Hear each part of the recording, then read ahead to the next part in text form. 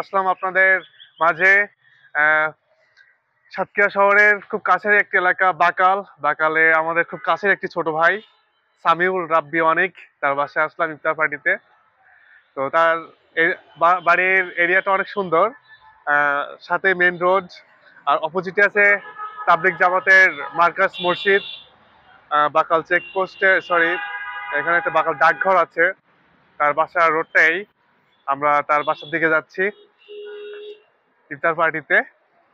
আমাদের সাথে আছে ক্যামেরার পেছনে অপোজিটে আমাদের অফিসেরই একজন সম্মানিত ডক্টর, ডক্টর আবু সাইদ। আসসালামু আলাইকুম আপনাকে গাইস। দেখাচ্ছি।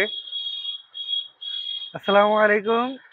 তো সাইদ ভাই, আসলাম, হ্যাঁ। আহ, আজকে অনেকের বাসায় ইফতার পার্টিতে এসে আপনার অনুভূতি কি বলেন? খুব দারুণ লাগতেছে। আসলে সবসময় শহরের কোলাহলে থাকি, তো একটু নির্জন নিরিবিলিতে আসছি।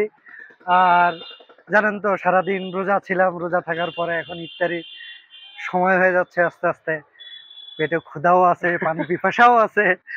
তারপরেও আমাদের এই ছোট ভাই এই অনেক, আসলাম তার বাসায়। আজকে ইফতারের দাওয়াত আছে, একটু পরে হয়তো আমরা ইফতারি করব।